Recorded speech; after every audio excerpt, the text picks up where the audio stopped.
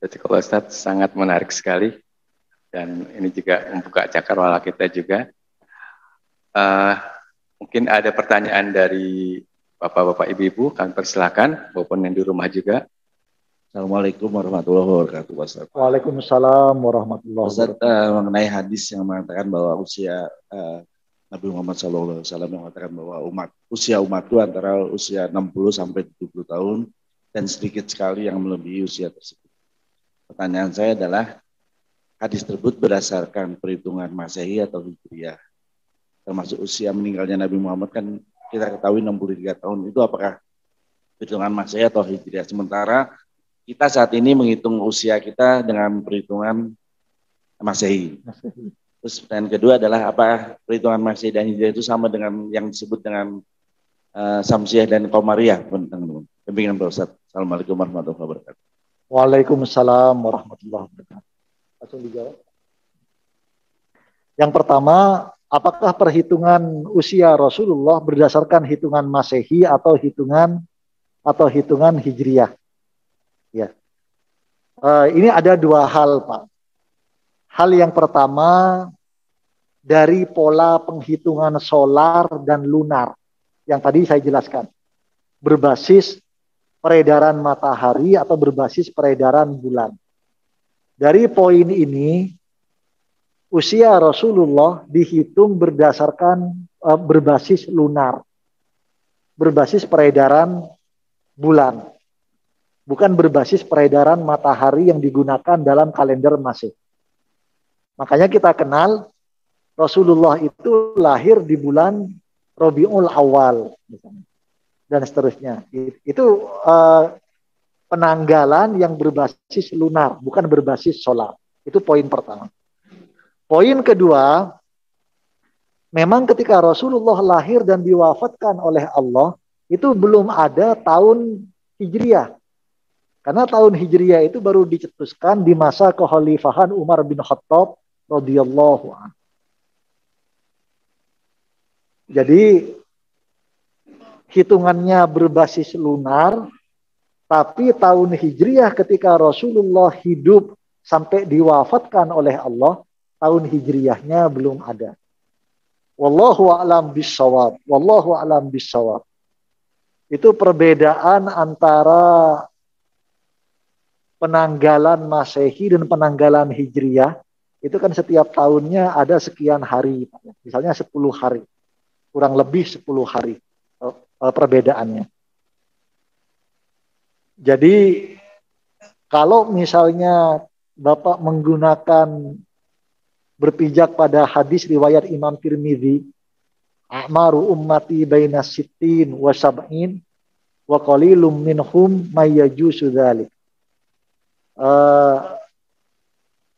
Umur umatku itu antara 60 sampai 70 dan sedikit di antara mereka yang lebih dari 70.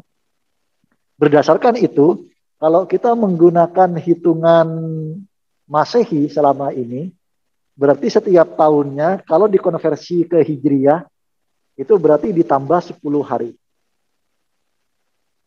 Kalau dalam 10 tahun, berarti 100 hari.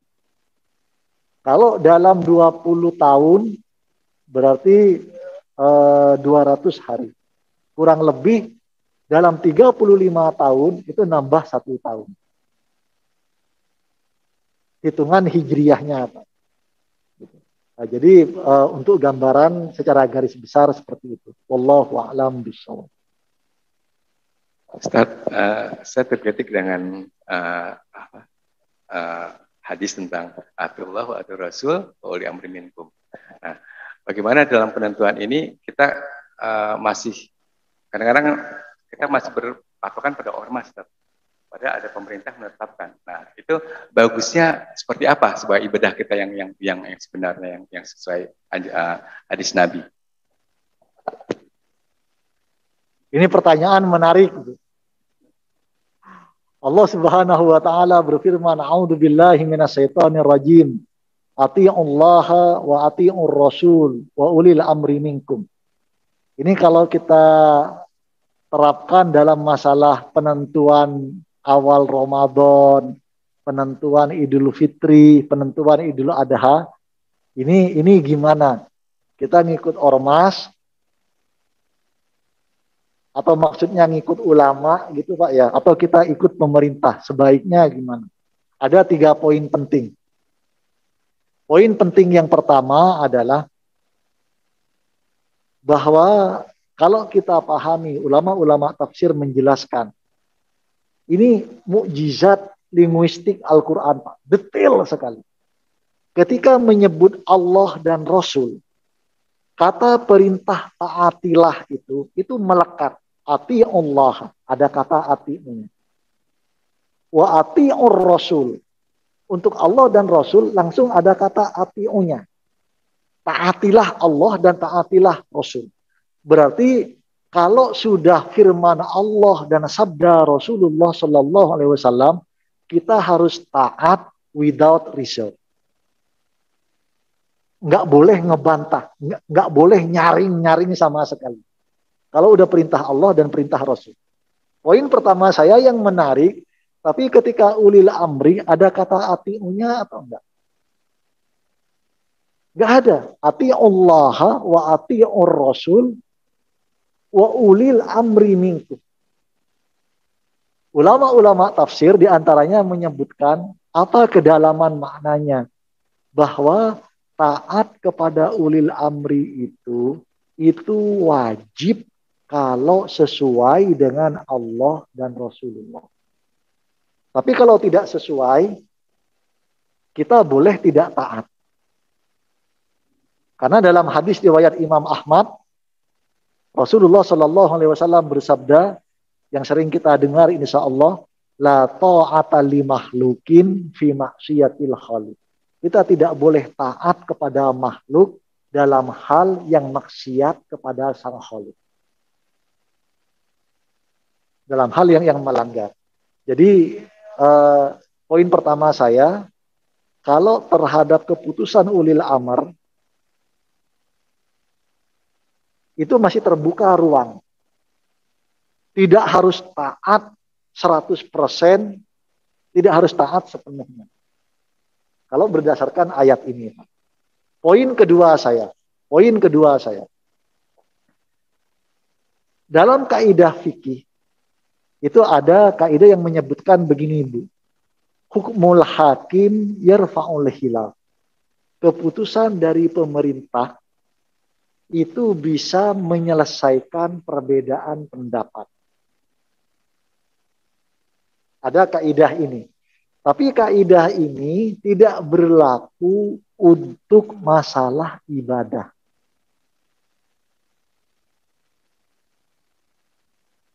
Gambaran sederhananya begini Pak Bu. Kalau dari zaman Rasulullah misalnya, anggapan yang kurang sesuai tadi itu diamalkan, bahwa pemerintah itu berhak mengambil satu keputusan di antara perbedaan pendapat dalam masalah ibadah. Misalnya, madhab yang 4 mungkin ada atau enggak ada. Bisa enggak ada madhab Hanafi, enggak ada madhab Maliki, enggak ada madhab Syafi'i, enggak ada madhab Hambali. Kalau sejak zaman dulu oleh pemerintah setiap perbedaan pendapat dalam ibadah kemudian diputuskan diketok palu hanya satu bentuk.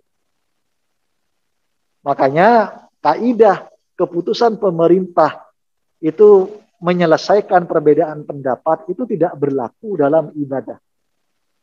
Karena dari zaman dulu pun, dari zaman Rasulullah, dari zaman Khulafaur Rasyidin, dari zaman khalifah-khalifah berikutnya, dalam masalah ibadah, para ulama memang diberikan ruang untuk berbeda pendapat.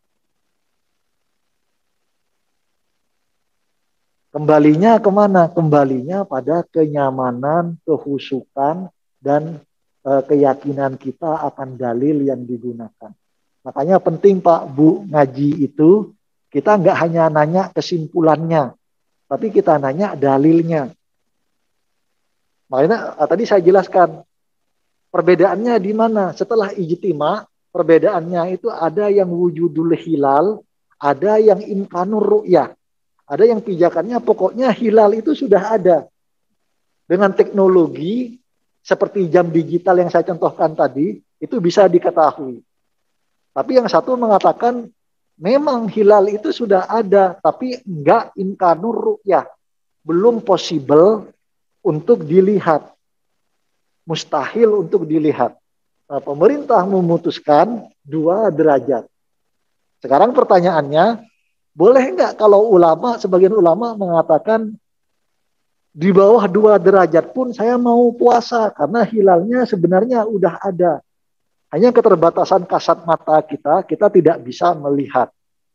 Itu silahkan saja karena poin kedua saya tadi itu pemerintah itu dari zaman Rasulullah, Abu Bakar As-Siddiq, Umar bin Khattab, Utsman bin Affan, Ali bin Abi Thalib radhiyallahu anhum ajma'in.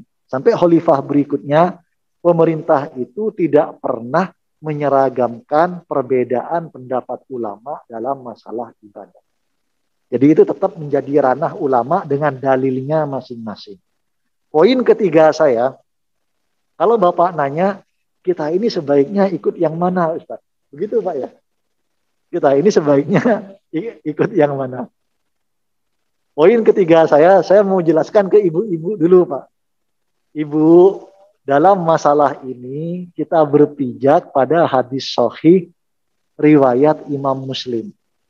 Jadi ibu jangan bingung. Karena ibu-ibu ini yang sering bingung, Pak. Yang sering ragu, Bu ya. Misalnya begini, Bu. Kalau dari halakoh yang saya ikuti, mudzakarah yang saya ikuti itu, NU dan Muhammadiyah kemungkinan besar. Ini kemungkinan besar, Pak ya. Awal Ramadannya beda tahun ini. Tapi Idul Fitrinya bareng. Dalam perhitungan falakiyah mereka, hisab mereka, Idul Fitrinya sama-sama 2 Mei. Akibatnya apa, Bu? Yang mulai puasa hari Sabtu, nanti puasanya 30 hari. Yang puasanya hari Ahad, puasanya berapa hari, Pak? 29. Nah, jadi poin pertama, di antara poin ketiga ini saya jelaskan pada ibu-ibu. Ibu-ibu nggak usah was-was, Bu. Kalaupun perbedaan awal puasa itu nanti terjadi, tapi saya masih berdoa, kita masih bisa seragam. Dengan takdir Allah, dengan kekuasaan Allah, ketika real time, Allah akan tunjukkan kebesarannya. Tapi kalaupun Allah tidak tunjukkan, itu kesempatan untuk para ulama berijtihad. Karena tadi itu bulan Hijriyah itu kemungkinannya 29 hari ataupun 30 hari. Maka baik yang nanti misalnya puasanya itu total Ramadannya 29 hari ataupun 30 hari, itu sama-sama sah, Bu. Dan sama-sama bukan berarti yang 29 hari terus punya hutang puasa, bayar puasa setelah Idul Fitri nambah 1 hari. Itu enggak, Pak. Karena dalam hadis sahih, di antaranya riwayat Imam Muslim, Rasulullah itu pernah bersabda begini.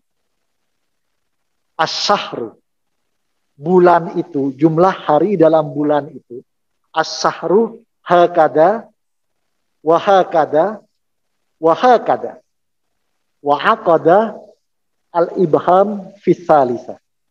Rasulullah pernah bersabda, jumlah hari dalam bulan itu sekian, tambah sekian, tambah sekian.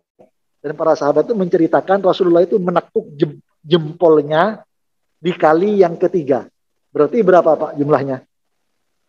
29. Setelah itu Rasulullah menambahkan wasahru hakada, wahakada, wahakada. Nggak ada yang ditekuk, Pak. Nggak ada yang ditekuk. Berarti berapa hari? 30 hari. Jadi kalau yang ada yang puasanya 29 hari, nggak perlu nambah hutang 1 hari. Yang puasanya 30 hari, nggak berarti kelebihan 1 hari. Tapi kalau ada yang hanya 28 hari, ini Indonesia repot, Pak. Tiap tahun itu sering kita dengar, ada kelompok mana di daerah mana, puasanya itu mulainya beda 2 hari. Kalau perbedaannya lebih dari 1 hari, itu sudah nggak benar. Karena di hadis riwayat Imam Muslim tadi itu kemungkinannya hanya 2 hari. Kemudian poin ketiga terakhir, jadi poin ketiga itu yang untuk ibu-ibu. Apakah kita itu sebaiknya ikut pemerintah? Kalau dalam ibadah sebenarnya itu yang utama itu adalah keyakinan, kehusukan. Contoh misalnya yang sederhana, kunut dengan nggak kunut. Kalau pemerintah misalnya ngetok palu, misalnya Pak, ini misalnya ada PP peraturan pemerintah misalnya, atau ada misalnya surat edaran wali kota Depok soal kunut. Nah terus kalau orang memang nggak yakin untuk kunut atau nggak yakin untuk nggak kunut, masa dia mau dipaksa? Jadi ibadah itu memang faktornya itu di keyakinan pada dalil sehingga kita menjalaninya itu khusyuk. Tapi kalau kemudian dua-duanya oke, dan bapak atau ibu atau para jamaah di Adzikri mengikuti keputusan pemerintah, maka kalaupun meleset, yang nanggung dosanya pemerintah. Yang nanggung dosanya pemerintah. Wallahu a'lam bishawab.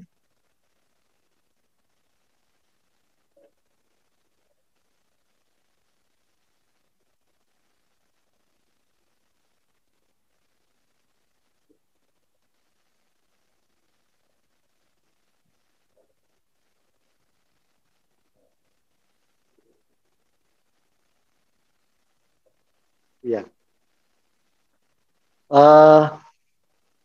Bapak dan Ibu yang dirahmati Allah, saya akan menjelaskan ini dari pendapat 4 madhab, Pak. Dari pendapat 4 madhab. Dalam fikih itu ada istilah matla. Matla itu dari kata tola'ah. Tola'ah itu terbit. Maka kalau dalam sholawat itu kita sering dengar tola'al badru alaina. Jadi dari kata tola'ah. Matla itu adalah tempat atau waktu terbit. Di antara ulama-ulama fikih itu memang ada perbedaan antara matla ini, pendapat tentang matla. Yang repot memang karena Indonesia itu mayoritas madhab Syafi'i. Tapi kalau pemerintah menyeragamkan, itu justru ikut madhab Hanafi dan Hambali. Kalau pemerintah menyeragamkan, Pak, justru itu nggak ikut madhab Syafi'i, ikut madhab Hanafi dan Hambali. Dalam madhab Hanafi dan Hambali, itu dikenal dengan penyatuan matla. Jadi karena zonasi waktu antara negara-negara muslim ini nggak lebih dari 8 jam. Maka madhab Hanafi dan madhab Hambali berpendapat kalau di suatu negara Islam ada yang melihat hilal, maka negara Islam yang lain yang zonasi waktunya, perbedaan waktunya tidak lebih dari 8 jam, itu mengikuti ru'yatul hilal negara muslim yang melihat hilal itu. Makanya kadang saya pernah ditanya oleh jamaah, Ustadz, Indonesia ini kan mataharinya duluan dari Saudi.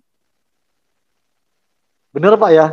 Kita perbedaan waktunya kayaknya 4 jam lebih dulu dari Saudi Arabia. Tapi kadang kok bisa? Kadang awal Ramadannya atau Idul Fitrinya atau Idul Adhanya, Saudi itu duluan dari kita, beda sehari. Pernah nggak Pak melihat kejadian seperti ini Pak?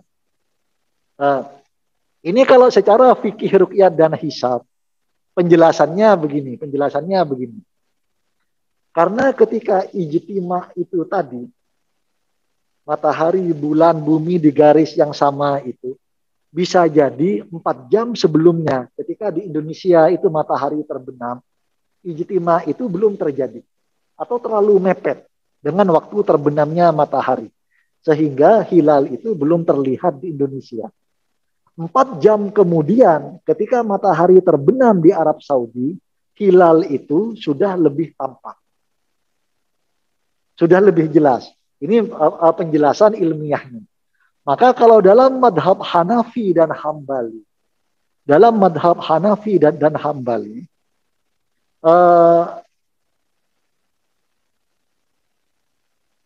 itu kalau nggak lebih dari 8 jam, maka itu disamakan. Pijakannya apa? Pijakannya hadis sahih. Pijakannya hadis sahih. Jadi Rasulullah Shallallahu Alaihi Wasallam itu pernah, Bu, ketika tanggal 29 Ramadan di Madinah itu mendung gelap, Bu. Maka Rasulullah memutuskan besok harinya tanggal 30 Ramadan itu tetap berpuasa. Kemudian Faja'a Rokbun. Kemudian datang rombongan musafir menjelang duhur ke kota Madinah. Dan akhirnya menghadap ke Rasulullah karena heran, kok Rasulullah dan para umat Islam di Madinah itu kok masih puasa. Sementara mereka ketika di padang pasir, di tengah perjalanan itu mereka sudah melihat hilal. Maka kemudian Rasulullah memerintahkan, beliau sendiri membatalkan puasa dan seluruh umat Islam di Madinah membatalkan puasa, tapi sholat idnya dilakukan keesokan hari. Karena itu sudah menjelang duhur, semua membatalkan puasanya, tapi enggak sholat id, Pak. Sholat idnya itu keesokan hari. Karena puasa Ramadan itu hukumnya wajib, sholat id itu hukumnya sunnah. Jadi barangkali yang dimaksud itu hadis itu. Tapi kalau madhab Syafi'i berpendapat itu perbedaan matlak diakui. Perbedaan zonasi waktu itu diakui. Jadi nggak apa-apa di Saudi sehari lebih cepat, kita sehari lebih lambat, asal perbedaannya nggak lebih dari 1 hari, dua-duanya sah. Wallahu a'lam bishawab. Baik, karena nggak ada, saya lihat nggak ada dari rumah ini pertanyaan dan waktunya sudah 6:30 juga sudah habis, maka kajian kita tutup dengan membaca subhanakallahumma wa bihamdika asyhadu an la ilaha illa anta astaghfiruka wa atubu ilaik.